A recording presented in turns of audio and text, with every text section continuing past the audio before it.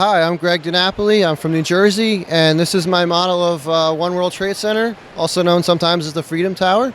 I've always been enamored with skyscrapers, and when they started designing the new World Trade Center, I followed the process very carefully. And as a kid, I always wanted to have like a huge Lego skyscraper coming to shows like this. It was always a dream of mine. And as an adult, I have a little income. We have Bricklink now. You can get all the pieces you want. So I finally took the plunge and I did it. It took a couple of years to design, a little at a time. And then I started sourcing the pieces. And 8 months later, I had my Freedom Tower. It's 8 feet tall and it's 25,000 pieces. It's fully illuminated. The folks at Brick Stuff actually helped me with the lighting. They were great to work with. And that's about it. It's such a massive build here. How did you decide on scale and how big you wanted this to be? I was limited first and foremost by my 8-foot ceiling in my house. So the spire scrapes the ceiling in my house. So I kind of worked around that. And I actually took a picture of the actual building and drew over it in Adobe Illustrator to get the scale of the triangles correct. So everything is as accurate as possibly as I can make it, right down to the amount of trees that go around the building. And what is it about this building that appeals to you kind of architecturally that you felt, this would look really good with Lego and, led to this build? Like I said, I'm from New Jersey. I've always had an interest in New York City architecture. And unfortunately, after the events of 9/11, this was the epicenter of architecture in New York with all the debate on what to build. And I just followed it really closely. And I'm really a big fan of the design. I think it's great how it's the same height as the Twin Towers, minus the spire. And the profile of the real building mimics a profile of one of the Twin Towers. And then you turn it and it kind of looks like an obelisk, like a memorial. I really liked how it all came together. And I wanted to build it out of Legos, so I did it. Yeah. And it certainly turned out nice. So talk about kind of the structure of the building then and the pieces you used here, because with a building this tall, obviously, there's a lot of pressure and weight the higher you go. It's completely hollow. It's actually 2 studs thick. I have the trans clear 1x2s. There's 9,240 of them.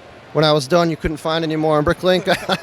And then the inside, I used black, white, and trans clear to create mimic the skeleton of the building, because it's very apparent on the real building. You can see the structure. So I wanted to create that texture. So at night, when it's dark, you can actually see some of the windows are lit and some of them aren't. There's a picture over there of what it actually looks like at night.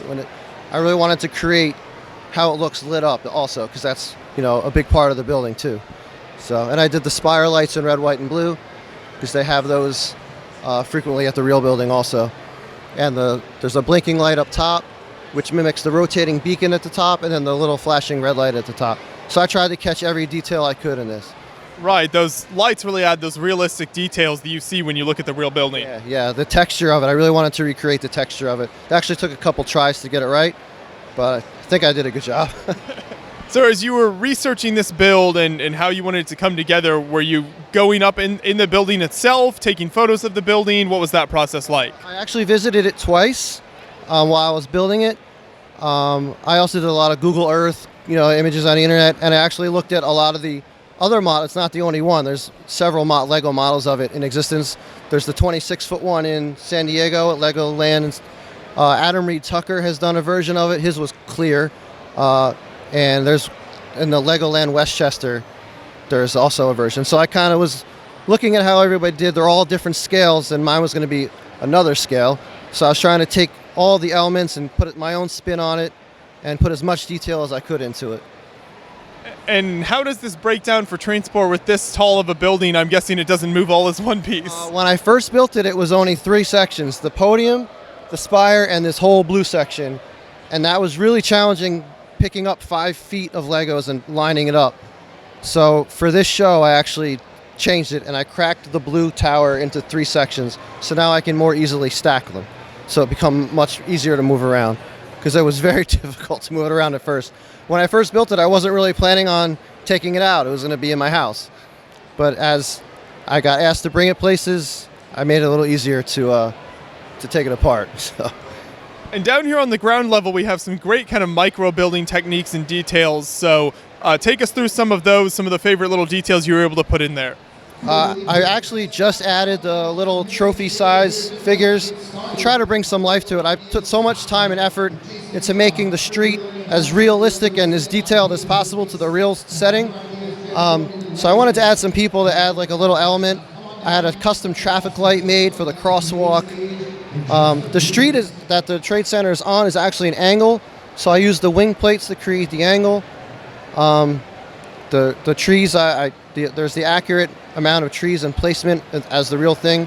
I even added the line to get to the observation deck because I've waited in that before. So yeah, it was all about just being accurate and trying to make it as detailed as possible. And when you aren't bringing this to LEGO conventions, do you just have this displayed built in your house like this? Yeah, it sits in my family room. It's on a timer. It lights up every night. So my daughter loves it. So yeah. Yeah, that's quite the centerpiece. You're going to see that. It's tricky because it's so tall. I mean, I can't really move it around because it literally scrapes the ceiling. So it just kind of stays in the corner.